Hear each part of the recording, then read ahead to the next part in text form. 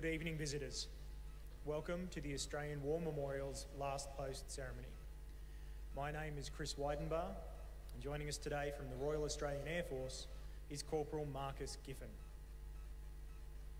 We warmly welcome the family of Lieutenant Arnold Talbot Wertheimer, including Colonel John Wertheimer, trustee of the Shrine of Remembrance, Melbourne, whose story will be told shortly.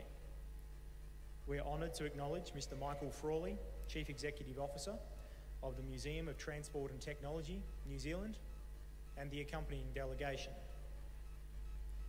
We welcome the veterans who have served, those that are still serving, and the families that support them. We acknowledge the members of RSL and Services Clubs Association, RSL Victoria and RSL Queensland who are watching the broadcast of this ceremony live across Australia. During the ceremony, wreaths will be laid at the base of the pool of reflection by family, visitors, and by students on behalf of the following schools. From Victoria, Sacred Heart Catholic Primary School, Oakley, and from South Australia, Millicent High School. I invite you all to please stand and join in singing the National Anthem.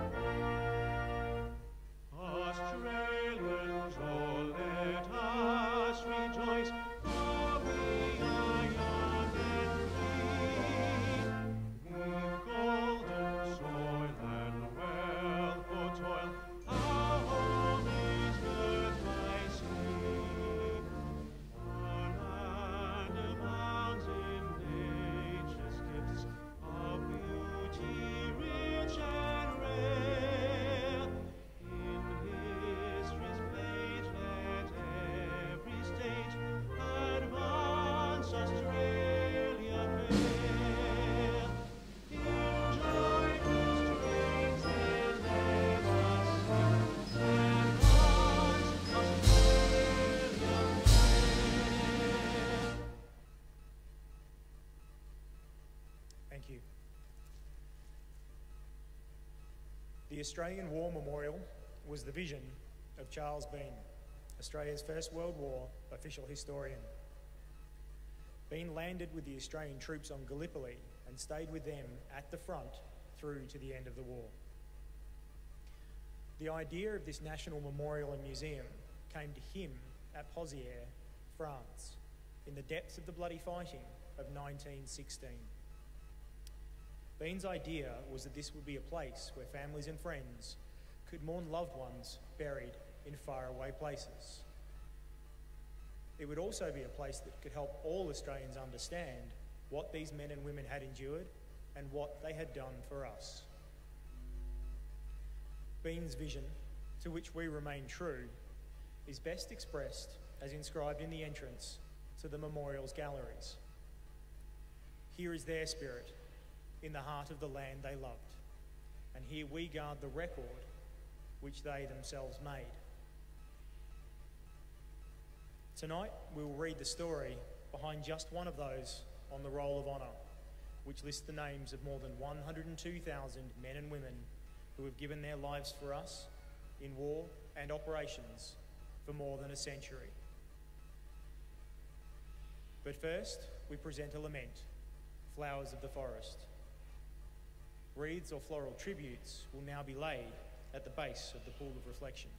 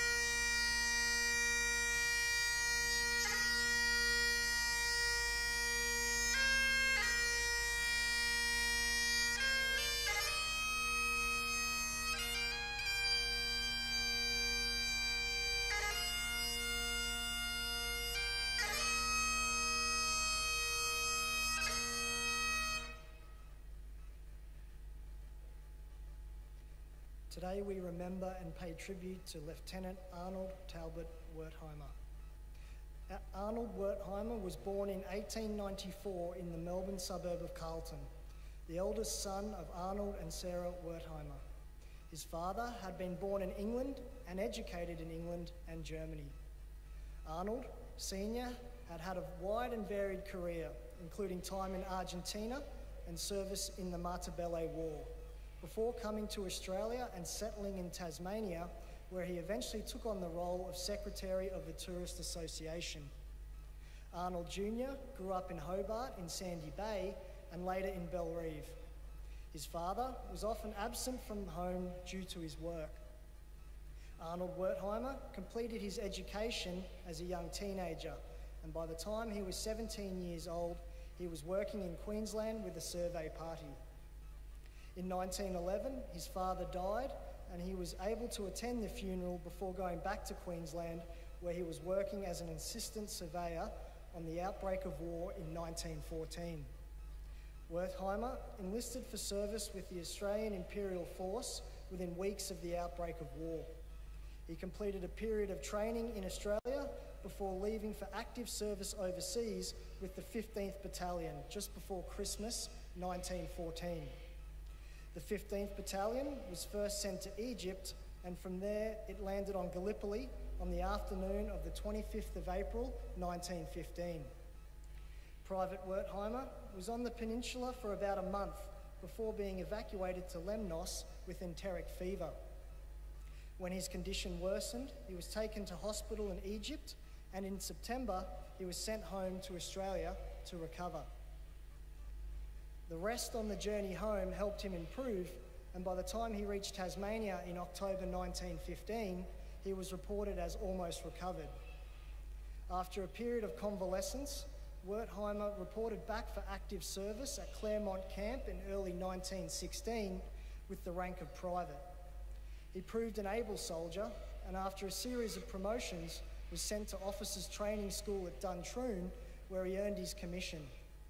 Arnold Wertheimer left Australia a second time for active service overseas in December 1916, this time with the rank of second lieutenant and with reinforcements to the 12th Battalion. Shortly after arriving in France, Wertheimer again became ill and spent nearly 3 months recovering. He finally reached the 12th Battalion on the battlefields of the Western Front in October 1917, and a month later was promoted to full lieutenant. In March 1918, the 12th Battalion was in the line at Hollebeck, near the Belgian town of Ypres. Its outpost line came under a heavy enemy bombardment, during which one Australian was wounded. Lieutenant Wertheimer, who was in charge of the outpost, rushed from cover to reach the wounded man. Under heavy machine gun and rifle fire, he carried the man back to the support line, saving his life. For his conspicuous gallantry during this action, Wertheimer was recommended for a decoration, which he did not receive. In early June 1918, the 12th Battalion participated in an operation to attack Mont-de-Maris in France. The Australians caught the enemy in the process of relieving their frontline troops and was a complete success. In order to improve their position, that night Lieutenants Wertheimer and Wardlaw led parties forward to capture a nearby wood. Wardlaw later described leading his platoon under heavy fire, with the Germans being well aware of his party and seeming to expect a larger attack. At 2 a.m, he sent a message to say, "Have gained objectives, but ground in immediate vicinity is very strongly held by the enemy." In reply, he received a message ordering him to withdraw, saying Mr. Wertheimer's platoon has been badly cut up. Arnold Wertheimer did not return with the remnants of his platoon. A member of a Lewis gun crew covering the advance later reported that Wertheimer had walked into a nest of enemy machine guns in the dark. The private heard Wertheimer shout to his men to fall back and recalled he was the gamest man in the battalion. It took some time for the Wertheimer family to determine where their son and brother was buried. It was eventually determined that he was buried in the Outerstein Communal Cemetery Extension at Byall, where he lies today under the words, dearly loved eldest son of Mr. and Mrs. Wertheimer, Tasmania. In the early 1920s, Sarah Wertheimer was able to travel to France to see her eldest son's grave. She never returned to Australia, dying on the return journey. Arnold Wertheimer's name is listed on the Roll of Honour on my right, among almost 62,000 Australians who died while serving in the First World War. His photograph is displayed today beside the pool of reflection. This is one, but many of the stories of service and sacrifice told here at the Australian War Memorial. We now remember Lieutenant Arnold Talbot Wertheimer, who gave his life for us, for our freedoms, and in the hope of a better world.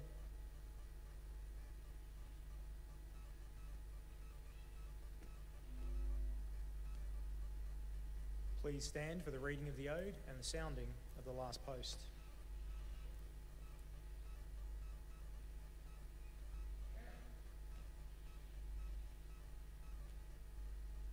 They shall grow not old, as we that are left grow old. Age shall not weary them, nor the years condemn. At the going down of the sun, and in the morning, we will remember them. We will remember them.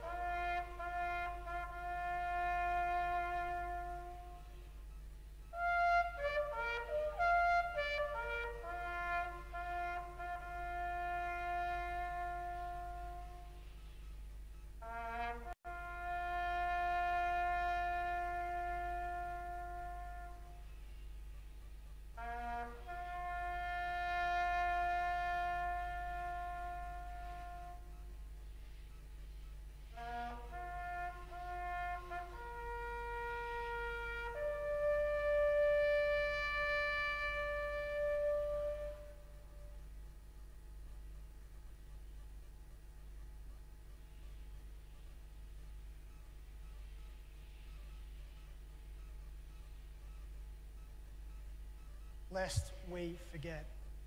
Lest we forget.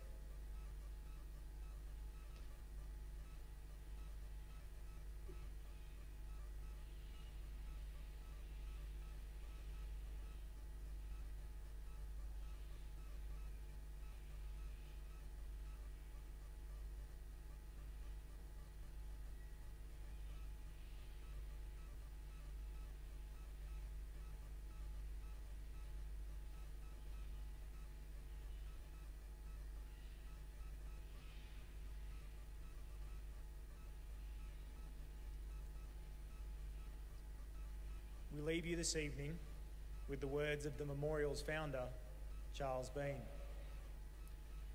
Many a man lying out there at Poziere or in the low scrub at Gallipoli with his poor tired senses barely working through the fever of his brain has thought in his last moments, well, it's over. But in Australia, they will be proud of this. Ladies and gentlemen, girls and boys, that concludes the last post ceremony. We thank you for visiting the Australian War Memorial and wish you all a very good evening.